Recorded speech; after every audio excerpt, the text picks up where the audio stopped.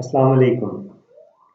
हम अपनी गुज़श्ता वीडियो में रोमन एम्पायर के ज़माने में फ्यूडल निज़ाम की तश्कील के हवाले से बात कर चुके हैं। आज हम गुफ्तगू के उसी सिलसिले को आगे लेके चलते हैं। जैसा कि मैंने बताया था कि रोमन एम्पायर के ज़माने में फ्यूडल निज़ाम की तश्कील टॉप टू बॉटम हुई, जहाँ पे रोमन बादशाह अपने उमरा में जागीरों को तकसीम किया करते थे। अब रोमन एम्पायर के ज़माने में बनने वाला, तश्कील पाने वाला ये जागीरदाराना निज़ाम वक्त गुज़रने के साथ नई तब्दीलियों से रोशनास हुआ। ख़ास तौर पे तीसरी सदी ईस्वी के बाद अव्वलन जर्मन कबाइल के पे दर पे हमलों के नतीजे में और बाद में अरबों के रोमन एम्पायर पे हमलों के नतीजे में रोमन एम्पायर के मेजर सिटीज़ जो कभी तहज़ीब व तमद्दन की अलामत समझे जाते थे, वो ज़वाल का शिकार हुए। वहाँ मौजूद बिल्डिंग्स शिकस्त व रीख्त का शिकार हुई, बर्बादी और तनज़्ज़ुल दिखाई देता था जब उन शहरों की तरफ कोई जाता था। तो अब इस दौर में इन शहरों में वीरानी उस वक्त पैदा होना शुरू हुई जब बैरूनी हमलों से बचाव के लिए उमरा ने देहातों का रुख किया और देहातों में जाके वहाँ पे अपनी छोटी छोटी फ्यूडल स्टेट इस्टेब्लिश की। ये उमरा अपने लश्करियों के साथ देहातों में पहुँचे और देहातों में जाकर इन्होंने उन देहातियों को, जो किसान होते थे, उन्हें बैरूनी हमलों से तहफ़्फ़ुज़ की यकीन दहानी कराई। इसके साथ साथ वहाँ मौजूद देहातियों को उनके आपस के तनाज़ात को हल करने के लिए भी फ्यूडल लॉर्ड्स जो अपने लश्करियों के साथ वहाँ पहुँचे होते थे, उन्होंने एक निज़ाम वहाँ पे राइज किया। तो इसकी वजह से इन उमरा का तसल्लुत देहातों में कायम हो गया। अब इसी ज़माने में जो शहरों के साथ रब्ता था देहातों का, या एक देहात का दूसरे देहात के साथ जो रब्त था, वो शाहराहों पे डाकुओं के कब्ज़े की वजह से तकरीबन टूट गया और तजारती सरगर्मियाँ न होने के बराबर रह गईं। तो हर एक देहात ने अपने आप में खुद कफ़ील होने की कोशिश की।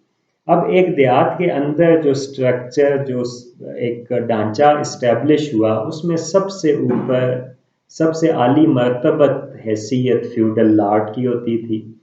फिर उस फ्यूडल लॉर्ड के बाद दूसरे नंबर पे उस फ्यूडल के वेसल्स होते थे। फिर वेसल्स के पैरेलल चर्च कायम हुआ और फिर चर्च से नीचे बाकी जो तबकात हैं, जिनमें कसाई, मोची, जुलाहे, किसान, ये तमाम के तमाम तबकात फिर निचले तबकात में थे, जो हाथ से काम करने वाले तबकात थे। अच्छा, अब यहाँ एक एक चीज़ को समझना ज़रा सा लाजमी है, तो हम इस पर बात करेंगे कि ये वेसल क्या होते थे। वेसल्स जो हैं वो जागीरें जो ज़्यादा वसी थी, वहाँ पे वेसल्स कायम की गई और इन वेसल्स का काम ये था कि वो जागीरों के तमाम नज़्म व नस्क को देखते थे।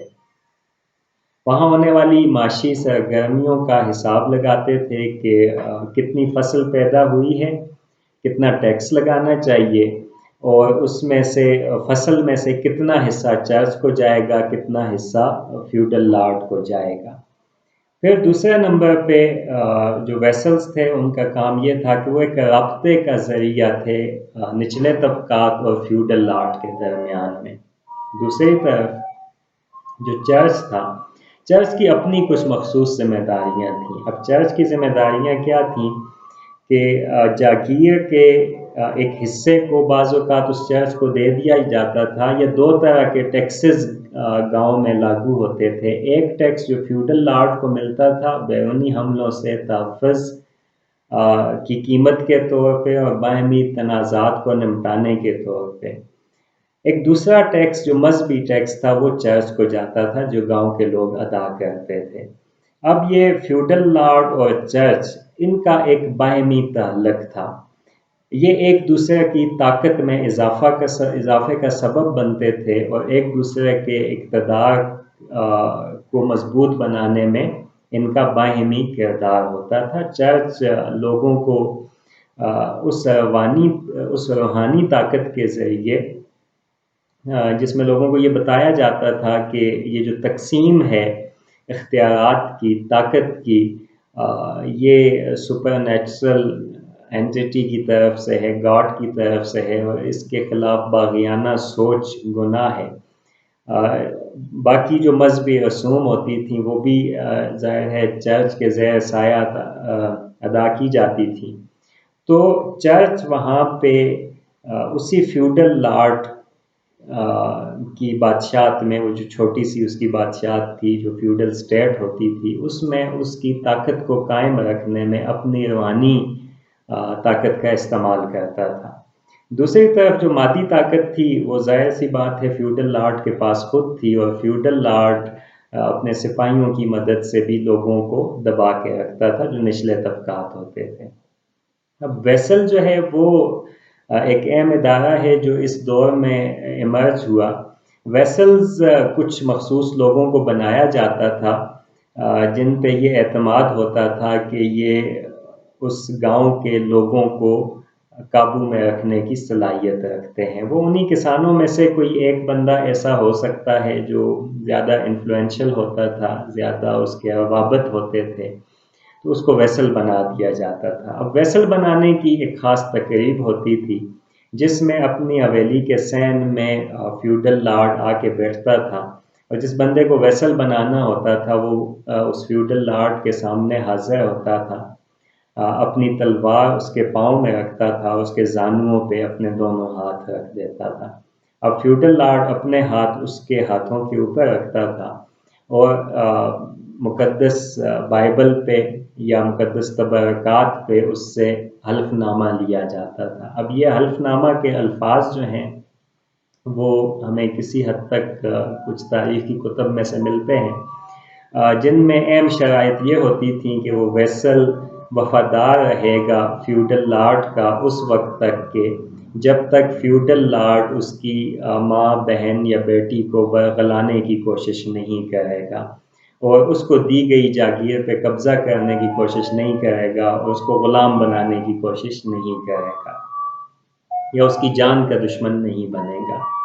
اسی طرح سے جو فیوڈل لارڈ ہوتا تھا وہ جس کو ویسل بناتا تھا اس سے بھی یہ عہد لیا جاتا تھا کہ وہ لارڈ کی بہن، بیٹی یا ماں کو برگلانے کی کوشش نہیں کرے گا، اپنی وفاداری انشور کرائے گا فیوڈل لارڈ کو، اور اگر کسی ایسی سازش کا حصہ نہیں بنے گا جس میں فیوڈل لارڈ کی زندگی لینے کی کوشش کی گئی ہو، اور اگر دشمن اس فیوڈل لارڈ کو اغوا کر کے لے جائیں گے تو تاوان کی رقم وہ ویسل ادا کرے گا۔ تو ان چند شرائط کے تحت ویسل جو ہیں وہ وجود میں آئے، ان کو یہ ذمہ داری سونپی گئی۔